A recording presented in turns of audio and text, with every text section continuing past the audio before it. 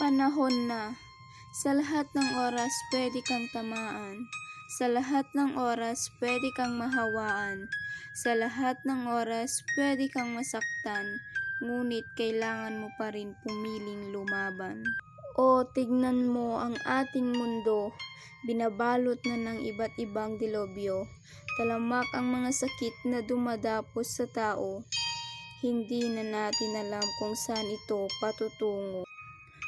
Huminahon ka lang kaibigan sa mga napanonood mo sa telebisyon, mga krimeng hindi matapos-tapos at pandemyang walang pakundangang pilit kang iginagapos. Isa lang ang dapat mong gawin, sumunod sa anumang alituntunin.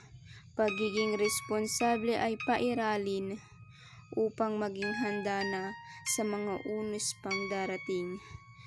Ang hirap ng sitwasyon natin ngayon, madaming kailangang gawin, madaming kailangang tapusin para makaahon lang tayo sa mararanasan natin. Pag-iwas sa isang paraang nalalayo sa nakaugalian, pamilyang nagkakasama pero bakit unti-unti nang nawawala?